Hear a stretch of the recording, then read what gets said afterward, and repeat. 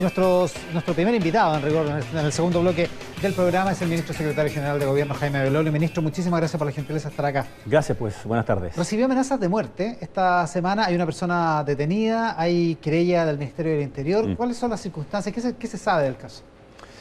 A ver, mira, yo creo que lamentablemente estamos viviendo un momento que es cúlmine para nuestro país. Es bien crítico porque venimos saliendo de una participación muy activa, más casi un 51% de los chilenos, 7,5 millones de personas que optan por la vía de la institucionalidad, por la vía de la democracia. Sin embargo, hay ciertos cuadros de violencia que implican amenazas a las autoridades de ambos extremos. Hemos visto que algunos pretenden intimidar a autoridades para que no tomen las decisiones que tienen que hacer, a fiscales, a jueces, a diputados y en este caso también a mí. Y aquí hay una investigación que está haciendo la Fiscalía y la PDI, que fue rápida también en descubrir quién lo había hecho, y yo prefiero mantenerlo así o guardarme hasta ahí, porque la verdad es que los que verdaderamente lo están pasando muy mal con este tipo ni siquiera de amenazas son las personas que, por ejemplo, viven en Araucanía, donde el día de ayer un carabinero fue asesinado después de una emboscada por una lógica terrorista. Entonces, no, es cierto, no se puede comparar lo que le pasa a usted con eso, pero es preocupante. ¿Hay alguna vinculación con algún grupo? ¿Es un lobo estepario? ¿Es no sé, una persona con algún desequilibrio? Eso es algo que tiene que ahí investigar la propia Fiscalía y después resolverán los tribunales, pero el punto central en esto, Iván, es que una democracia no puede estar a punta de amenaza, a punta de violencia, a punta de intolerancia, en la lógica de querer cancelar la opinión del otro. Y nosotros vemos que de eso ocurre en varias de las figuras políticas que hoy día debiesen ir en la línea de bajar la beligerancia. Vemos exactamente lo contrario. Mira, ¿Usted cree que eso está en la dirigencia política también? No, yo creo que algunos se aprovechan de este clima en el fondo. Lo que hacen es que empieza a haber un medio ambiente que favorece este tipo de acciones. Cuando la semana recién pasada ocurrió lo siguiente: el Frente Amplio y el Partido Comunista votaron en contra, 38 diputados, de que fuera obligatorio para los partidos renunciar a la violencia. Ya. Al día siguiente presentaron un proyecto de ley para indultar a aquellos que han sido detenidos por tribunales independientes después de los graves desórdenes, después de los delitos cometidos después del 18 de octubre del año pasado. ¿Y usted relaciona las dos cosas? No, lo que te quiero decir es, eso es uno, primero, no están disponibles a renunciar a la violencia; segundo, es un gesto hacia la impunidad frente a la violencia; y tercero, además quieren sacar al ministro de Interior, que es el que está encargado del orden público. Entonces, ¿qué señal es esa frente a 7,5 millones de chilenos que escogieron la vía democrática y la vía de la institucionalidad? Es que hay algunos que tratan de hacerle gesto a la violencia, y eso está muy mal. Lo que usted está diciendo, a afirmar que en el Frente Amplio, en el Partido Comunista, lo que se está haciendo es utilizar la violencia en la acción política, hay medio paso. ¿Es eso lo que está diciendo? No, yo no estoy diciendo que ellos estén ocupando la violencia, no veo que ellos sean instigadores hoy día de la misma, a pesar de que algunos de ellos sí han dicho que no están disponibles a condenarla. Y lo rechazaron en un proyecto de ley. Pero son señales contradictorias. Son completamente contradictorias con lo que además los chilenos nos están pidiendo. Entonces, ese es mi punto. El clima que tiene que generarse de aquí hacia los próximos meses es clave. Si la dinámica en la Convención Constitucional va a ser la misma que la dinámica dentro de la Cámara de Diputados, es imposible llegar a lo que los chilenos nos están pidiendo, que es que haya paz para debatir, pero que haya encuentro. Esa es la lógica que debía primar en estos meses. Hay una cosa con el clima, particularmente en la Cámara de Diputados, pero también hay una cosa con el clima al interior de la coalición de gobierno, ministro. A partir del lamentable, el criminal asesinato de este carabinero, que además es de origen mapuche, el viernes en la mañana, en las cercanías de Temuco, 3 parlamentarios de Ubópoli de la zona declaran que tienen congelada su relación con el gobierno. ¿Cuánto le molesta al gobierno eso? ¿Cuánto le molesta la moneda? ¿Y qué tipo de problemas provoca desde el punto de vista político? Bueno, al igual que tú también, nosotros nos vimos sorprendidos, nos enteramos el día de ayer. Ellos están haciendo un punto que el gobierno lo tiene claro hace rato. Es parte del diagnóstico, lo sabe muy bien además el propio senador Kast, así como también Andrés Molina, porque el propio Gonzalo Blumel en su momento estuvo también enfocado en la necesidad de concentrarnos en que lo que pasa en la Araucanía no es solamente algo de más o menos carabineros, tiene que ver con un problema mucho más grande, tiene que ver con un problema político también, tiene que ver con un problema de diálogo, que es exactamente lo que estaba mencionando antes. Y el gobierno está no solamente preocupado, sino que ocupado de lo mismo. De hecho, hasta desde hace como 2 meses estamos reuniéndonos con el presidente, todos los martes tenemos reunión sobre Araucanía, a la cual también se suma muchas veces el intendente del Biobío por la zona de Arauco, ¿no? Entonces, estamos preocupados y ocupados, y yo espero que este congelamiento que ellos han dicho no se lleve a cabo, sino que más bien en las próximas horas, en los próximos minutos, y ojalá el día de mañana ya podamos tener una buena conversación con ellos para resolver qué es lo que están planteando. Porque ellos no creen que el gobierno esté ocupado. De hecho, ellos lo que dicen es, necesitamos un ministro encargado, así como fue cuando fue lo de los 33 mineros, así como fue para la reconstrucción del 2010, un ministro que esté a cargo de este asunto, que le dé la relevancia de crisis que el asunto tiene. Ese es el planteamiento. Yo creo que le hemos dado la relevancia y obviamente esa y así como otras alternativas, por supuesto que las vamos a estudiar. O sea, podría haber un ministro encargado. Lo vamos a estudiar, no sé si un ministro encargado o una persona, porque hoy día hay una persona también, que está trabajando junto al intendente, que está trabajando junto a los seremis. Hay un trabajo que se ha estado haciendo por parte del Ministerio de Interior, por parte del gobierno completo, del Ministerio de Desarrollo Social, del MOP, es decir, ha habido una preocupación permanente y constante. Yo entiendo lo que está pasando hoy día por muchas personas de la Araucanía, que lo que están diciendo es que quieren paz. Chile no puede aguantar más ese nivel de violencia y beligerancia. Y perdóname que vuelva un poquito atrás, porque estamos en este momento histórico, en donde cuando tú tienes que 7,5 millones de personas van a votar, en donde hubo 2 o 3 casos así muy dispersos a lo largo del país que algunos trataron de impedir alguna cuestión, pero fue un proceso muy correcto, muy republicano, sin ningún tipo de violencia. ¿Qué es eso? Nos están diciendo que necesitamos mejorar nuestra convivencia. Y un pacto social es mucho más que una constitución. Es también la forma en la cual nos relacionamos unos con los otros, cómo nos entendemos, cómo rompemos los muros de la diferencia. Y eso también nos está pasando en la Araucanía. Se está acrecentando esa diferencia cada vez más, lamentablemente llevado por la violencia, que poco tiene que ver con la cuestión mapuche.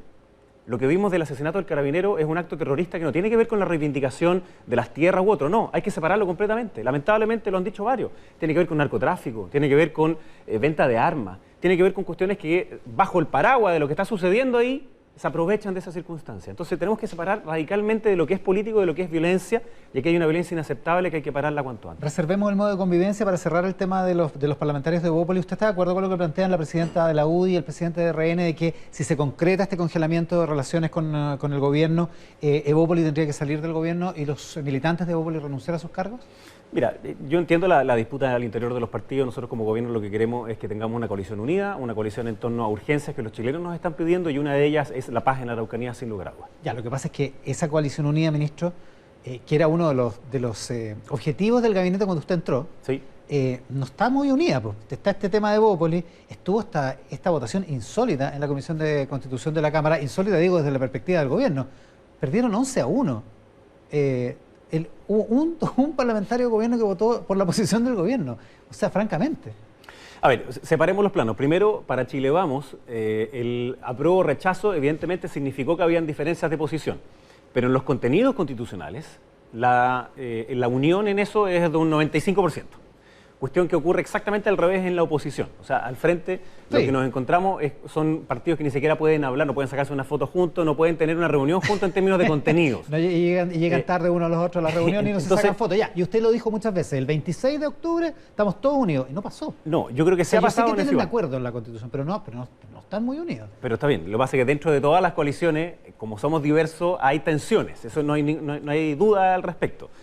Pero en términos de los contenidos que le queremos ofrecer a los chilenos para los próximos 20, 30 años, en este momento histórico donde necesitamos una reconciliación democrática, una verdadera integración democrática también, en eso estamos todos completamente unidos. O sea, tenemos el mismo puerto de destino, pero por supuesto que hay dificultades. Y lo que muestra la misma comisión, o la votación, digamos, por el tema del 10%, es que hay una presión muy grande sobre algunos parlamentarios, cuando nosotros hemos insistido en que la única forma de mejorar las pensiones de las personas es aprobar la reforma que hoy día está en el Senado, que se aprobó además fruto de un acuerdo en la Cámara de Diputados, pero sigue parado. Pero esto no tiene que ver necesariamente con las pensiones, por supuesto que está ligado, pero tiene que ver con la ayuda de ahora, con la ayuda actual.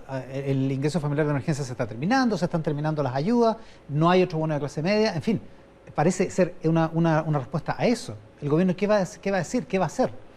Yo creo que es importante que todos los parlamentarios, no solamente los de Chile Vamos, revise lo que ha hecho el gobierno en los últimos meses, en donde han sido casi 6.000 millones de dólares de transferencias directas, más un plan de 12.000 millones de dólares. O sea, usted también está recetando pasas para la memoria. No, lo que pasa es que yo escuché también parte del debate anterior, y tanto el FMI y otro han dicho que el paquete que ofreció nuestro país es de los más altos de la OECD. No, de acuerdo. Y lo es porque era necesario, dada la magnitud de la crisis. Después del 18 de octubre la violencia hizo pedazos a muchas pymes, hizo pedazos a muchos centros de ciudades que terminaron muy, muy mal, y luego vino la pandemia que por supuesto ninguno de nosotros nosotros esperaba. Entonces, hay ayudas que han llegado donde tenían que llegar y nosotros queremos enfocarnos también en recuperar los 2 millones de trabajos perdidos.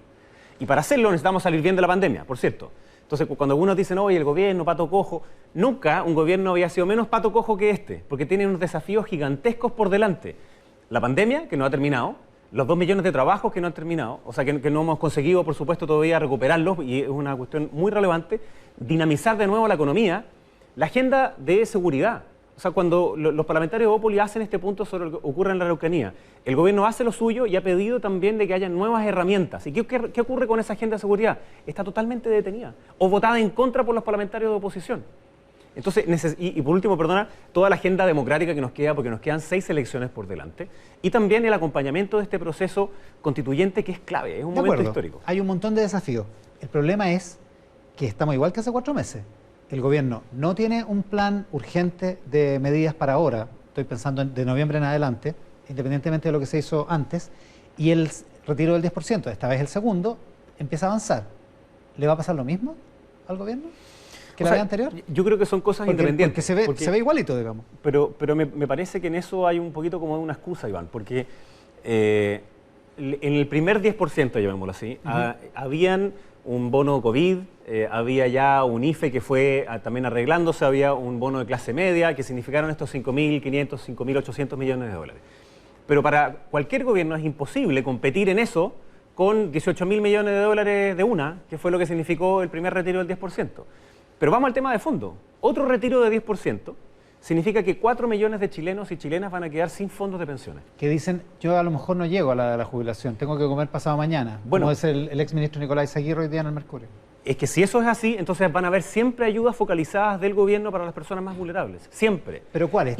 ¿Pero el gobierno va a poner algo en la mesa para impedir el avance del 10%? Es que yo no creo que sea una por otra, Iván. Yo no veo que aquí haya la lógica como de, mira, yo entrego un bono y entonces quitan esta otra cosa. Me parece que tiene que estar la responsabilidad de las personas en este momento, de todos los parlamentarios, no solamente de nuevo de los de Chile Vamos. Yo quiero apelar a todos los parlamentarios que saben que hacer otro retiro del 10% es súper popular, lo entiendo, pero significa perjudicar las pensiones de los chilenos hoy día mismo.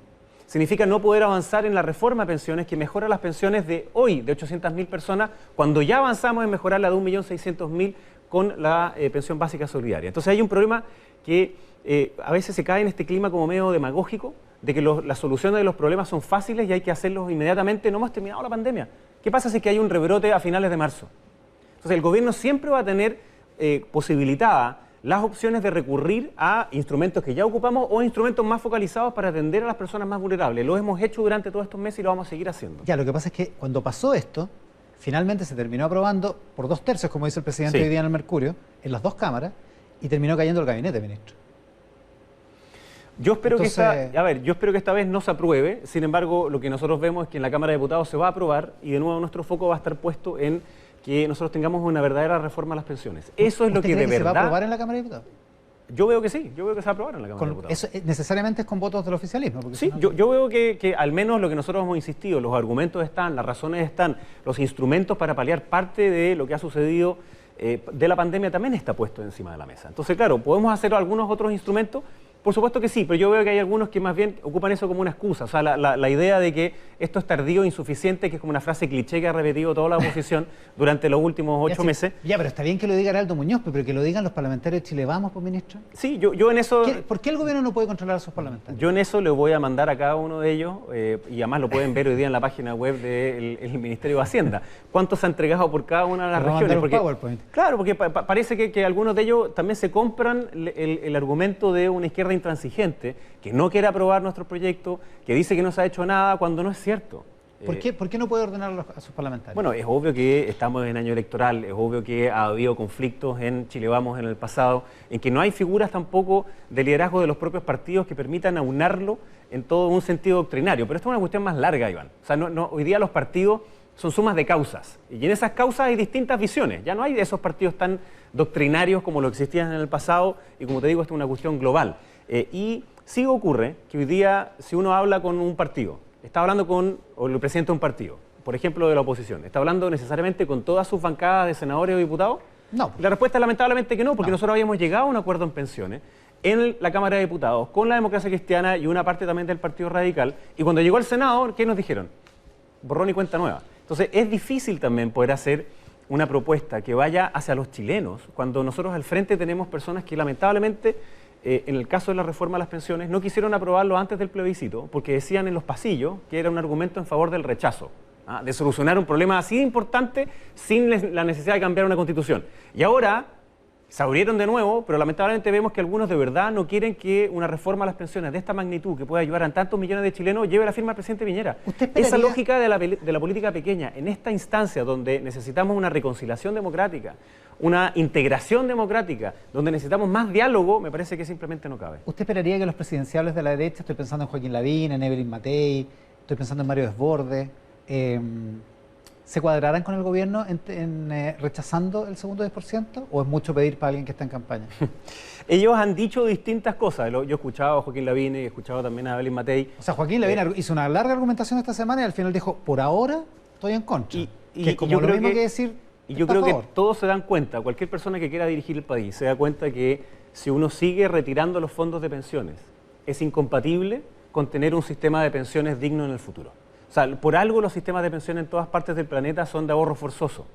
Y cuando se permite que haya retiros son específicos, son particulares. Entonces, es incompatible un sistema progresista, inclusive para aquellos que se dicen progresistas como tal, el que se siga sacando fondos de pensiones dejando sin pensión, o sea, con cero para los vulnerables y la clase media. ¿Usted esperaría que los líderes de esa coalición, de su coalición, se cuadraran con esa idea? Yo esperaría que se cuadraran con la idea de que es necesario avanzar una reforma a pensiones, que es realmente donde hay que ponerle cascabel al gato.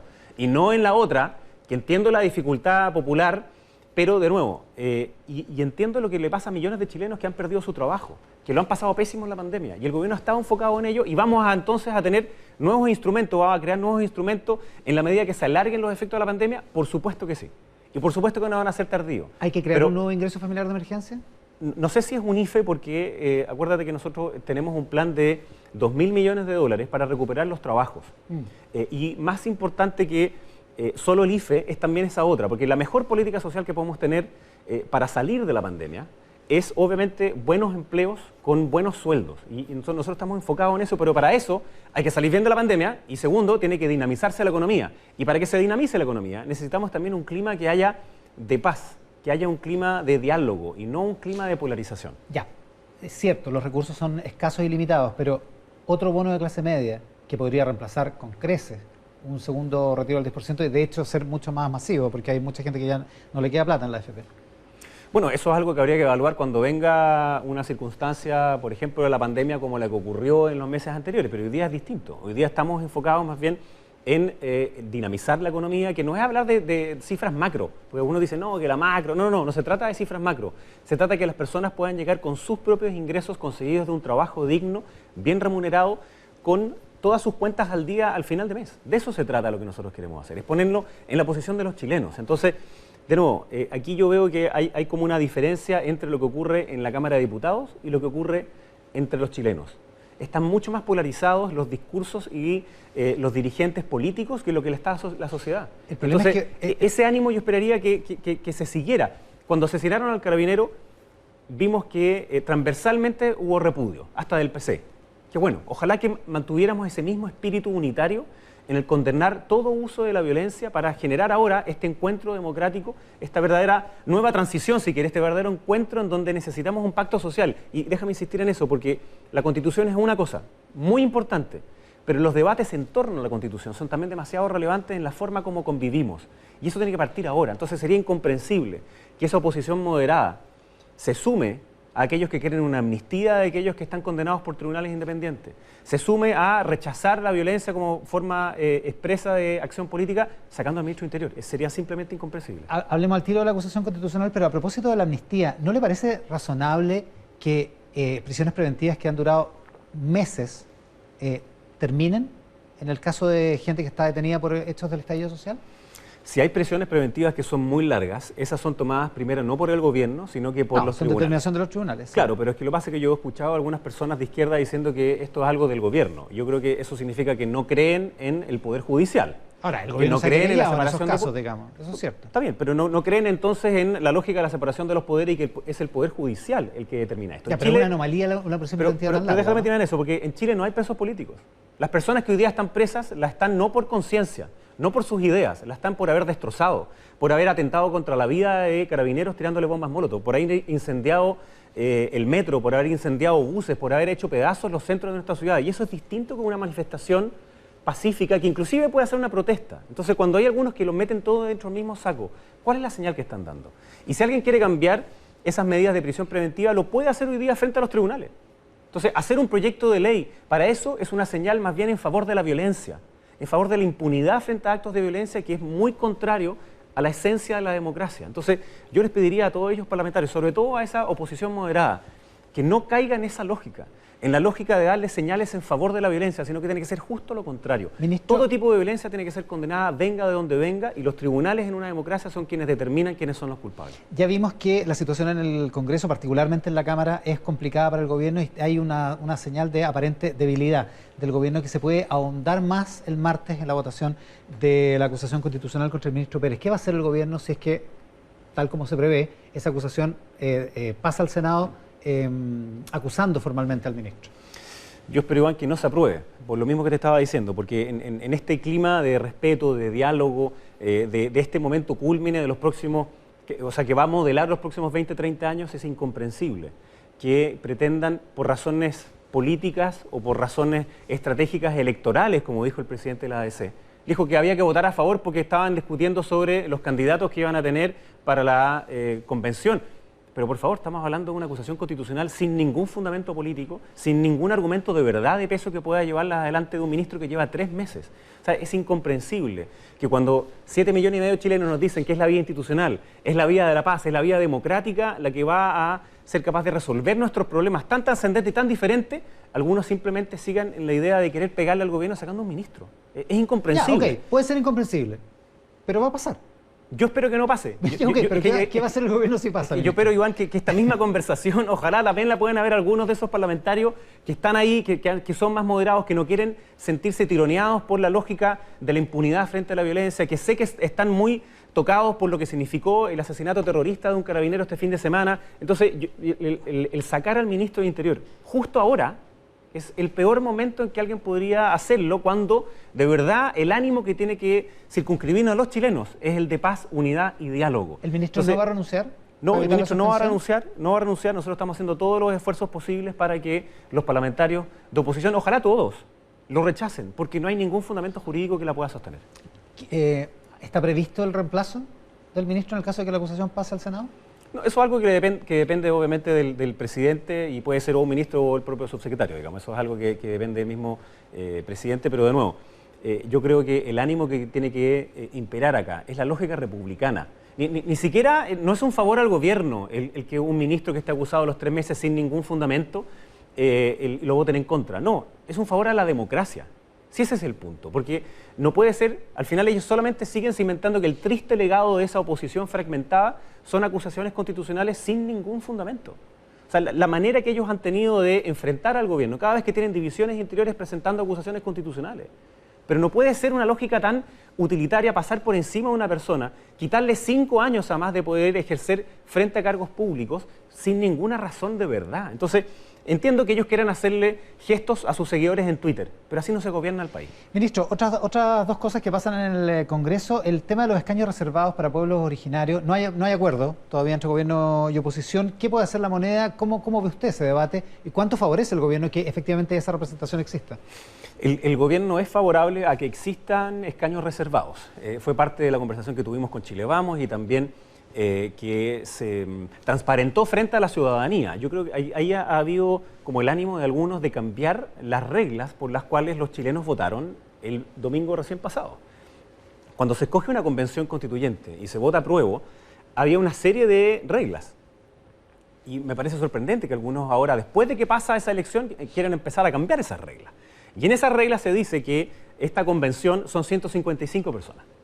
Y por tanto el gobierno va a seguir insistiendo en esa línea, en la que sean 155 personas. O sea, el gobierno no va a apoyar esta idea de la oposición de aumentar los cupos, digamos.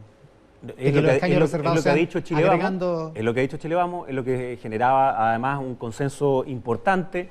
Que hayan escaños reservados para pueblos originarios es súper importante, así como también lo es la paridad, porque va a ser un momento de nuevo distinto en donde empezamos a dibujar un nuevo pacto social que no es solo la Constitución, sino que es la forma en la cual convivimos y cómo nos relacionamos. Ministro, sobre el caso de los impuestos que no se le cobraron a las empresas Penta por parte del Servicio de Impuestos Internos finalmente, el director de Impuestos Internos aparece hoy en una entrevista, me parece que es en La Tercera, donde justifica y termina diciendo que este es un problema legal, que si Impuestos Internos tiene que actuar de otra manera, tendrían que cambiar la ley. Primero, ¿habría que cambiar la ley para que esto no volviera a ocurrir? Y segundo, ¿cuál es la oportunidad política? ¿Cuán razonable es políticamente hablando lo que hizo Impuestos Internos?